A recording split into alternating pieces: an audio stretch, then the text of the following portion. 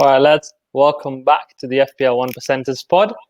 Every week we jump online, we unpack what went on in the previous game week. Extremely high-scoring game week this week for most. But if you didn't have an extremely high-scoring game week, we look ahead to what's coming up. We discuss captaincy options. We discuss differentials that can get you ahead. And this week we do a deep dive into premium midfielders as well. So another fantastic week of FPL drama. Here with me to look at it, we have FPL legends in their own right, Hass and Kazim. We'll go with our big hitter of the week first. Hass, how was your game week? All right, Faraaz, looking forward to a good chat. And I think today's the first week I can actually enjoy this discussion because we got my best score of the season so far, 85. Can't complain. So it's a good week. Smashed it. Kazim, we're going to go top to bottom. I'm last, obviously. So we'll go to you next. I mean, pretty average week. I think I just missed the average by 1 point. But I guess my biggest concern this week was 7 of my 11 players did return, but maybe only Son got double digits. So it was close to being a big haul, but I couldn't break beat the average this week. So it was just those little things that didn't really work out. Vardy sort of an inch to one side, and he has a brace, and so those kind of things didn't go my way. I mean, it was brave. Both of us discussed this, but going without KDB and Salah this week was quite brave. And we were hoping to ride it out for one more week, but they punished us this week, as premium FPL assets should, I guess. Yeah, and that's one of the topics we've got coming up later today. So stay tuned for that. Brilliant. Happy days. So just to unpack sort of the week that's just gone, let's dive straight into our main man, Jose Mourinho. We all have soft spots for him. Kazim and I do, at least, from his United and Chelsea times. So we'll go more impartial and we'll ask Hass, is he a real title contender, Hass? And is he making the most of those Spurs assets on the pitch as we are off the pitch? Yeah, you know what? You see the way they're playing. They're playing the Mourinho way. They did a job against Arsenal. They did well. And then if you look at, Harry Kane, I dropped him when it came to this tough fixture run. He's played 3 games. He's got 18 points. So, 6 points a game against, 3 of the hardest fixtures he's going to have is a great return. And then you look at, their defense. Virgil van Dijk at the back, 5.0, right? 5 million. Yeah, and he's got, I think, 6 clean sheets in 7 games. What a legend! That's impressive, and he takes the odd free kick as well. But no, at 5 minutes to get into a Mourinho defense. I mean, it's easier defending. I heard this on the commentary this weekend. But it's easier defending for a Mourinho team. But I mean, still 5 million defender is going to pull in quite a good amount of clean sheets. To be fair.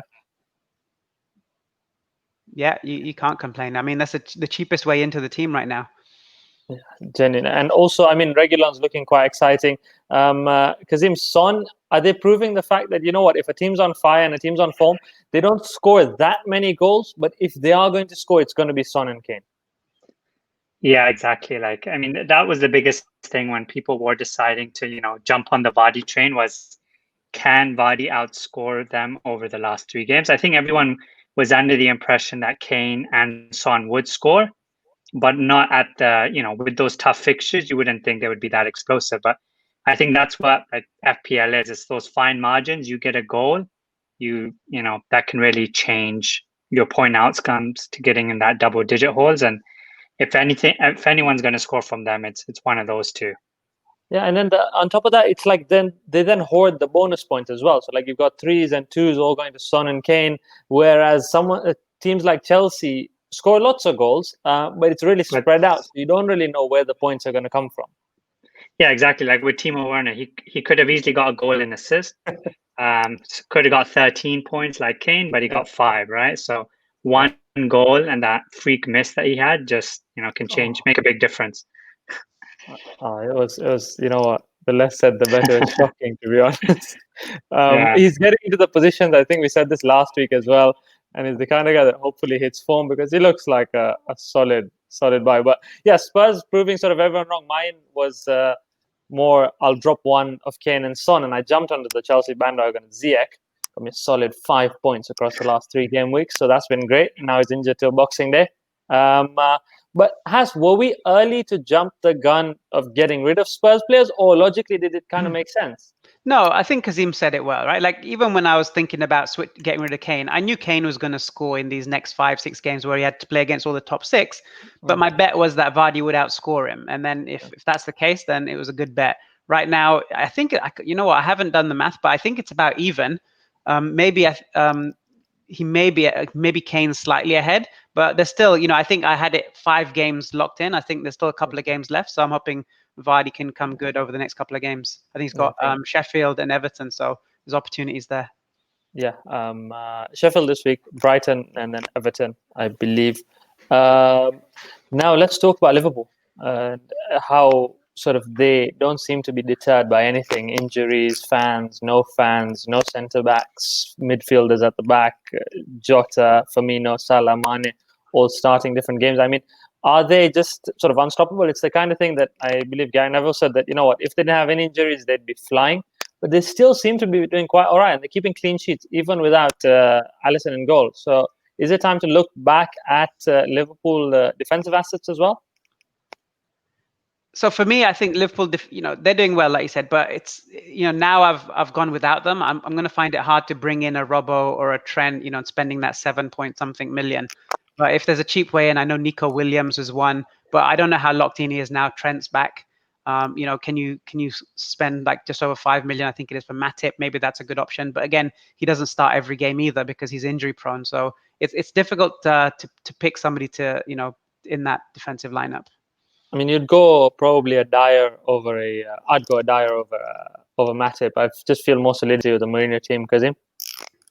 Yeah, exactly. Like with Liverpool, I mean, their defenders, there's not really anyone in that mid-price range who's going to get you returns. It's really just Robbo or Trent. So with the big hitters in mid and like strikers, it's really hard to fit those guys in, especially because like with Robertson or Trent, like you're really getting into a mid-price midfielder range. It's tough to really fit everyone in. True. And I mean, unless you go really cheap in the middle with sort of some enablers. But I feel like we've cleansed ourselves of premium defenders, and to go back into that would be, I mean, you can still go with your 5.5, 6 million, but the 7.5 takes a lot of maneuvering with what you have planned for your team, right? Yeah, especially if you have like the Chelsea boys who are like defenders wise, all in the 5 to 6 million range. Yeah. There's options there. So I think Zuma, Chilwell, and Reece James are in at least the top 4 fantasy wise, points wise. So there's still options in that mid price range. Yeah, absolutely.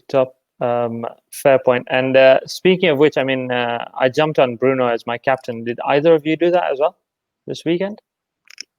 I still don't have Bruno in my team. I don't have Bruno in your team. Kazim did Vardy. Sorry, I knew that actually. So I captained Bruno. As did most FPL managers across the game in general. And we were shocked to see him not play at all. And then Ollie says that, I'm trying to give him a rest. So we're like, at least he'll go to my vice captain, Kane. I wish he did, to be honest. He came on, got the assist. So that was good. But not much to worry about just generally, except that those that did captain him over a Salah, over a KDB, it did hurt this week. He picked up a couple of bonus points, but United just look like they can't play without him, and he just looks every week on week, every FPL game week, he looks more and more like so integral to everything good that they do, which from an FPL perspective is something that, I mean, you could compare him to the sort of Son Kane influence at Spurs. Is the same with Bruno. I think they're equally important to their teams. Yeah, I think. Go ahead, Kazim. Yeah, I was just gonna say, like, he's one of the big hitters from the 4 between KDB, Salah, Kane, Son, and those guys. So I think with Bruno is like the key thing, similar to Spurs, like he is the guy who is going to create.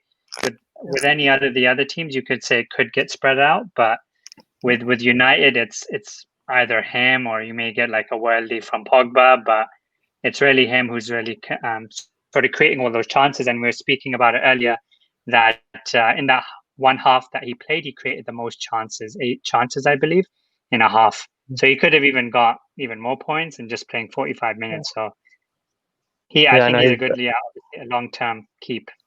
I mean, and we were sort of thinking about this in a different way. And we were saying that, if someone's going to score then Bruno's going to score. And we thought that was the case with James Rodriguez as well at the beginning of the season, because he was involved in everything that Everton did.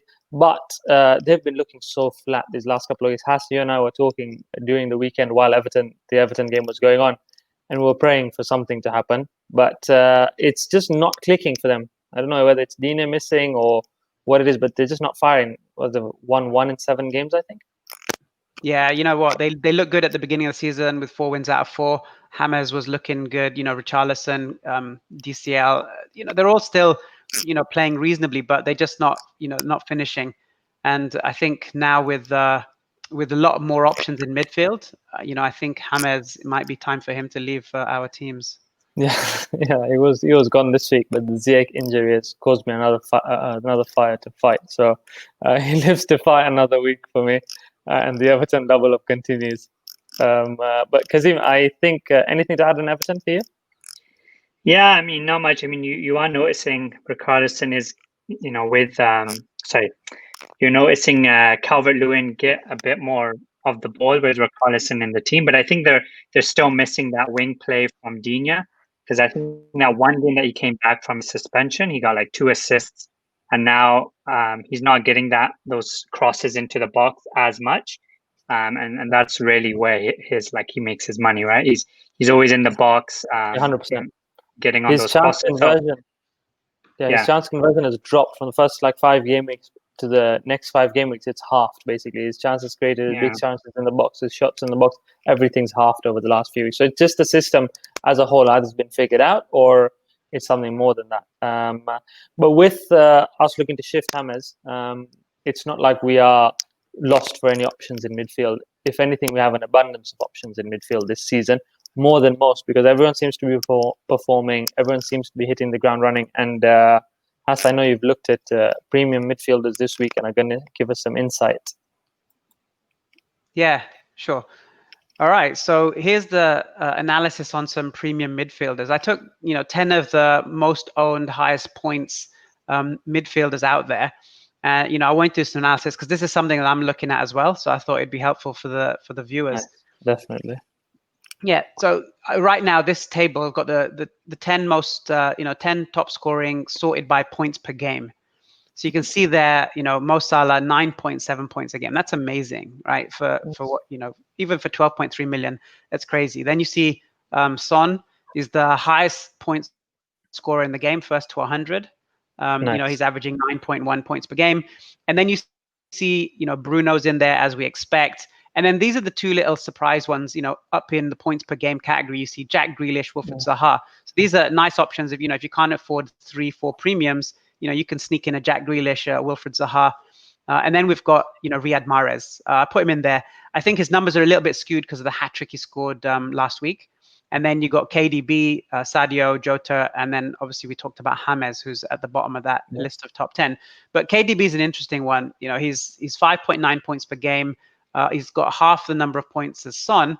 But the thing here is we know that Man City started badly, right? The first game they didn't have, and then I think the 4 games after that, 5 games they weren't playing well. But you look at KDB now, the last 3-4 games, and even Man City in general, they look like they're on fire. So that wouldn't surprise me if KDB can continue at that level or even higher for the next few games.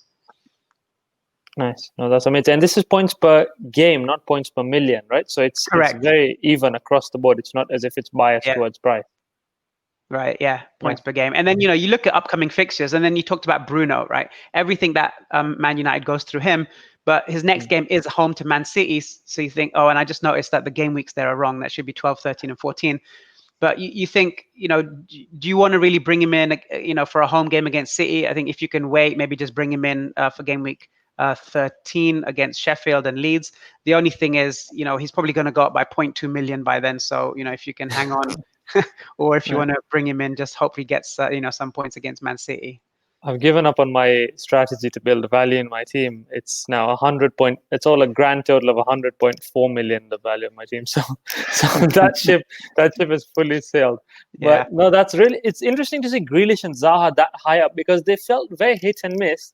Right. And you'd expect someone like James to be sort of there or thereabouts with them. But you know what? They bring in the big, when they hold big. Like, because when their teams win, they're not Everton and I guess Villa and Palace are not going to win every game, but when they do, these guys are again central to it. I guess like the Bruno, like Son, like Salah.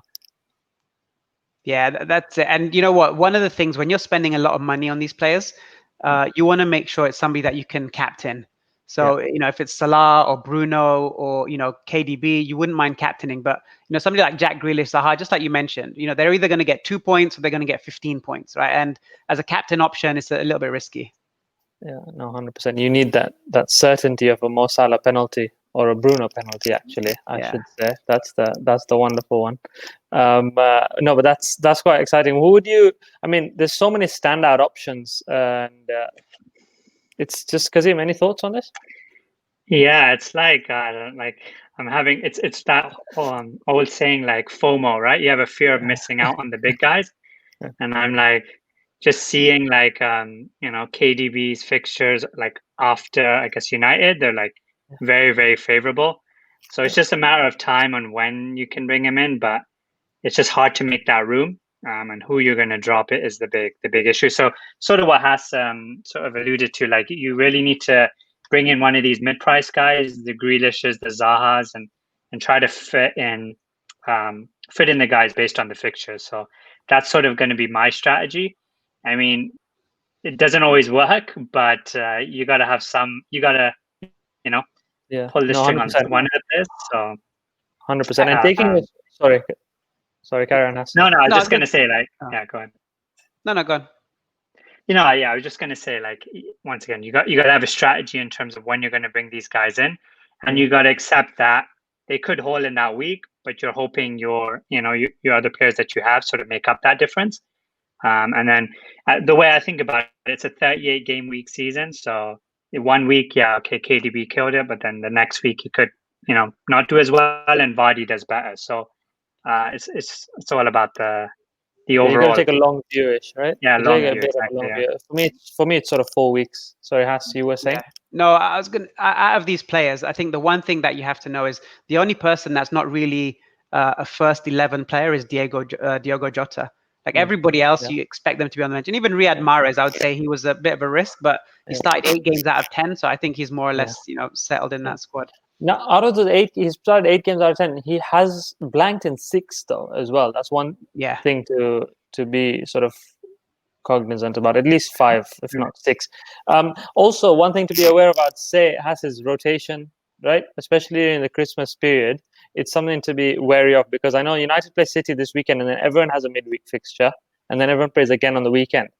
KDB probably won't, like, let's say if you were to hold a KDB, let's say he plays against City, he doesn't play the Champions League this week, he plays against City, does he play West Brom and then Southampton as well, like 3 games in 7 days?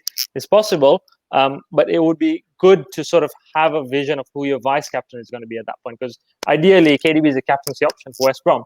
If he doesn't play, it has to sort of be something in the back of your mind that, there will be rotation. Players like Salah doesn't get rest as much. Son, Bruno, these guys are essential, and the squads aren't as big. But City, if they're in form, they can see themselves as a team. Pep can see them turning over teams without a KDB and potentially giving him a rest. It's something to think about. Yeah, no, agreed.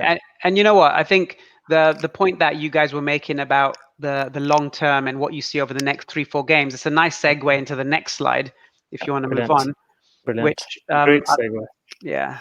I've put together what their expected goals per 90, expected assists, and and then the XG 90 plus XA 90 as well together.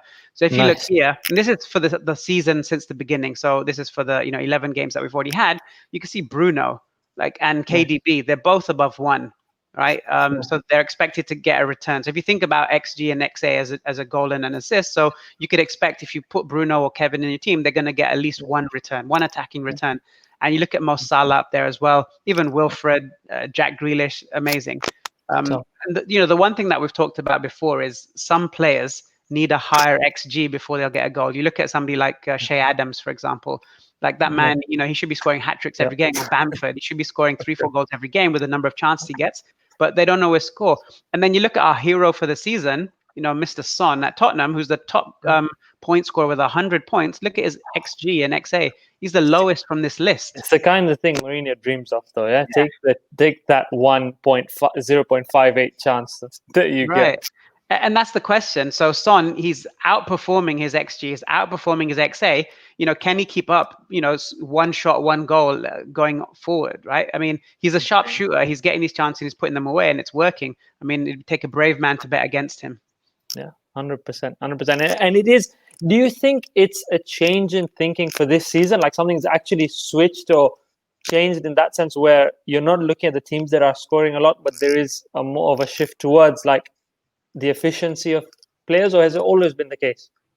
No, you know what? I think the way I've been playing this game is you always look at XG, XA, or mainly XG. But with some players, you just got to ignore it. And Son for this season is one of those guys that you think, okay, it doesn't matter if he's not getting that many chances. If he gets 2 chances, you're banking him on putting one of them away. Amazing. No, it's crazy. Numbers. It's absolutely crazy. And it sort of just plays into like what we know of Mourinho's tactics, right? He doesn't want to just pile on, the amount of chances because he knows they can potentially get beat on the counter. So it's just the style that the Spurs have sort of set up is he takes his chances when he gets them. They may be few, but he seems to be in form and doing really well. And Thomas Partey walks off the pitch to give you space to score as well. That works out quite well. Yeah. But okay, that's amazing. It gives us. I mean, it's clear to see there's so many options, and it's one of those years where even playing 5 across the middle could be ideal. But I think anything to add, Hass, on premium midfielders, guys? No, I think that's it. But the only thing I'd say is if you pick somebody and he doesn't score that week, don't worry about it because over 3-4 games it should sort of average out. So just look at your picks across 3-4 weeks.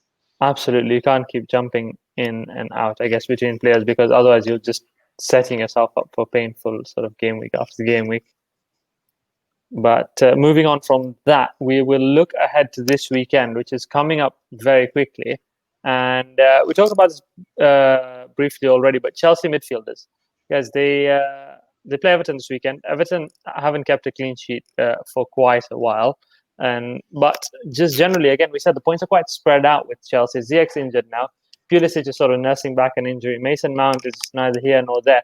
Do you think there's any value in that Chelsea midfield, or did they kind of flatter to deceive at the 8 million price point? Are you better off going with a Son, or sort of like going even sort of lower to a Jota or someone else who could enable you to spend more? Are the points too spread out basically at Chelsea? That's what I'm wondering.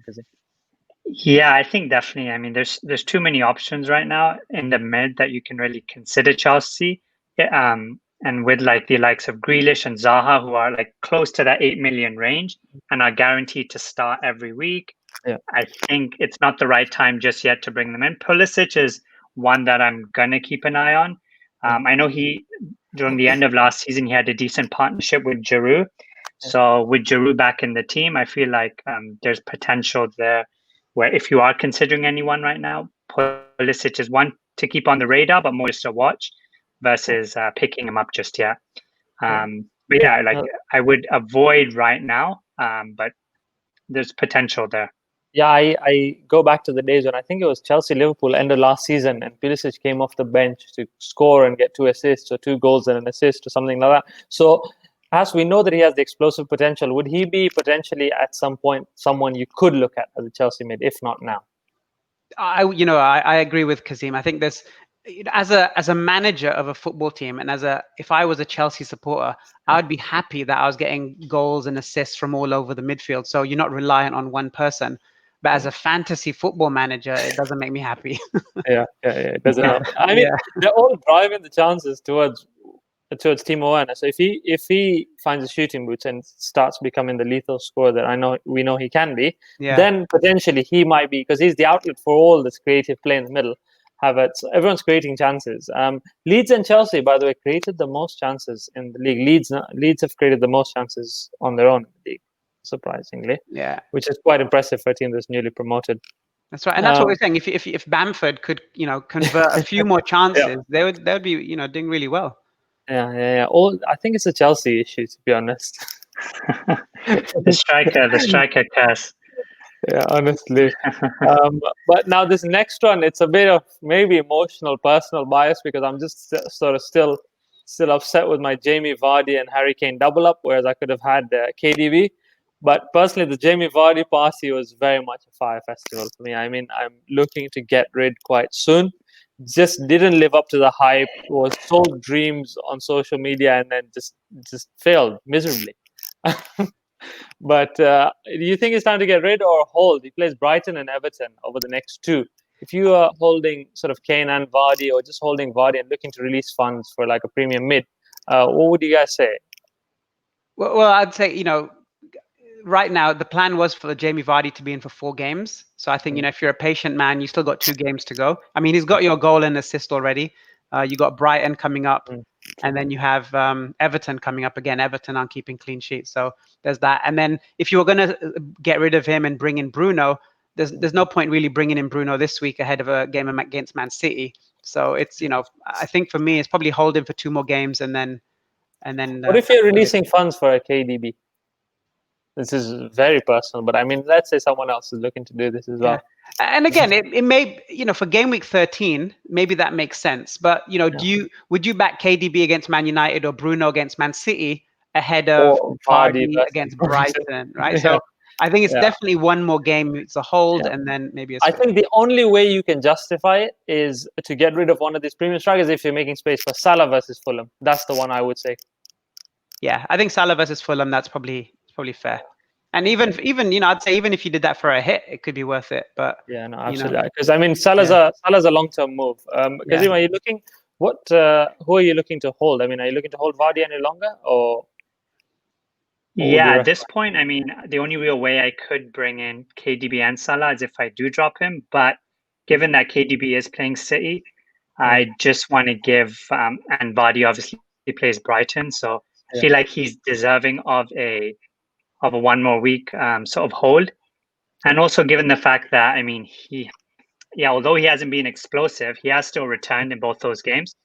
So I know we keep saying this, but he's due in a brace, a penalty brace, I would hope. Take sort of warming up. Is warming up in the wings.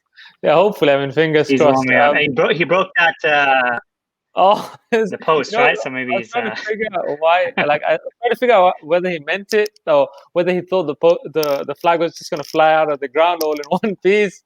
It's a 2-footed challenge, I think, straight red. It was class. It was such a Jamie Vardy thing to happen. Speaking of this, I mean, we're looking at everything premium and all these premium options as well. It's a question. Do you see any budget defenders? Hass, you picked up a great one earlier. Eric Dyer, I think we covered. Matip as well. There's Vestergaard and Kyle Walker-Peters from Southampton really seem to be offering great value. Walker-Peters is involved going forward as well. Do you guys have any other shouts for any budget defenders to look at? Yeah, I think you named them. I think, when you go for budgets, you got to look at the fixtures. You could possibly say, you could probably bring in maybe a Villa defender or even a West Ham defender. But you're really banking on the team, not the player.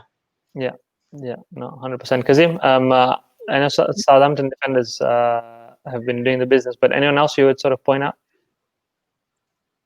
Yeah, I mean, it's either like the Southamptons or even like Tariq Lamptey from Brighton. I know he's just, he doesn't get those clean sheets, but he's been so sort of explosive getting into the box, creating chances. Yeah. But once again, I mean, you got to assess the fixtures with him. It's not like he's going to keep a clean sheet. You know what? Won't. At the moment, because of my size, I have an injury to size on my team, and I've been starting Lamptey week in, week out. I'm just starting to see that he's not a week in, week out starter, but he's a good rotation option. So if you have 4 starters, sort of 2 premiums and 2 budgets, he can rotate in and out with like a West Ham Cresswell or something like that. But on a week in, week out, you're right. You really do need to aim for the fixtures. And speaking of fixtures, guys, captaincy thoughts this week. Is it hard to look past Liverpool versus Fulham? Either of you? Yeah, I think. For me, you got Leicester, Jamie Vardy. Yeah. Sorry, I was going to say Leicester, Jamie Vardy, or you got Liverpool. Yeah, that's a great shot, to be honest. I mean, Liverpool is hard to look at. Anything? I mean, would you not back Spurs at Palace? Yeah, for me, I mean, Kazim, you want to take that it's one? really. Can you hear me, guys? Yeah, sorry, that Yeah, I was think my you're in a bad. bit. I think you're in a bit of a delay. Okay, My yeah. bad. Yeah, so pretty much, I mean, for us, I mean, for me, like I go by who I sort of transferred in this week. So I'm bringing in Salah. So that Fulham fixture is sort of inevitable for me to captain him. But yeah, like Nice. the other options are either Son or Kane. Um, and I would really just try to target those two fixtures, either Spurs, Crystal Palace, or Fulham, Liverpool. Yeah, I'm pitched by the stats has to get me this week. I'm going Salah strong. There's no questions asked. That 1.09 xg plus xa has sold me completely. But no, it's a great chat. We brought back differentials for this week. In absentia, Hammer has sent us a differential pick of the week, Mason Mount. I have gone with Rafinha at Leeds. Leeds just look really exciting going forward. He brings a lot of quality to them. If you're looking for a budget enabler, like we said, if you're looking to play 4 premium mids, so you could 3 premium mids, you could get Rafinha in as your 4th. He sort of release some funds for you to do that. Hass, you wanna talk to us about Ollie Watkins? I know we've discussed him in the past, but any reason you're looking at him in particular? Yeah, I think just this week he's had a nice little rest after missing out. After they, the game against Newcastle got postponed, so they'll be fresh. I think from Villa, you can, we talked about Grealish already. I think Ollie Watkins, another one who's getting points for them. But again, with Watkins, it's, he's also one of those guys that he blanks and then he'll get a big haul. He blanks, get a big haul. So if you're thinking about Watkins, try and keep him in for 3-4 games, and he'll probably get you a big haul within that time frame. Nice. Kazim, Pedro Neto. Yeah, this was sort of like, once again, like a big pun. I mean, if you look at the game versus Liverpool, Liverpool versus Wolves, the game was fairly close. I know like that 4-0 sort of like flattered them a bit, but the game, until Connor Cody sort of made that sort of mistake, they were in the game. So the fact that Jimenez is still going to be out for a bit, I think Podence and Neto, they're going to be their main attacking threats. Yeah. And yeah, I just feel like if they would would turn it around. I had fingers crossed for Podence hat trick. That's what I was hoping for this week, to sort of bring me through and a massive Wolves upset. But they do look exciting. They create lots of chances, and I think they could be sort of with them and Traore as well up front. That could be quite exciting. Mm-hmm. But guys, Friday deadline this week. Just to remind everyone, we don't know whether Newcastle will be playing just yet. Again, wait for Champions League to be over. I guess that would be my recommendation in general, and then see where you stand with fixtures, injuries, and all the rest of it. You might lose 0.1 million here and there, but sort of it's worth it, like we always say. Kazim, any final thoughts? Yeah, once again, I mean, I sometimes I don't even take my own advice, but if anyone's listening, don't overthink it. Go with the tried and tested players, because you're never gonna, the fixtures are great to look at, but if a guy's in form, you pick him. Like, don't try to overthink it and saying, okay, I'm gonna wait, because I learned that lesson last week. And just go with form. Yeah. Consistently just learning from Hass. Share some wisdom. Yeah, no, that's it. Just form over fixtures, I think, is the way to go. And just don't make those early moves. It'll cost you points. Yeah, brilliant. Listen, guys, it's been a pleasure as always. I know we've gone slightly over. If you enjoyed this, please like, subscribe, and comment if you're still here. And we will definitely see you at some point next week. Good luck. Take care.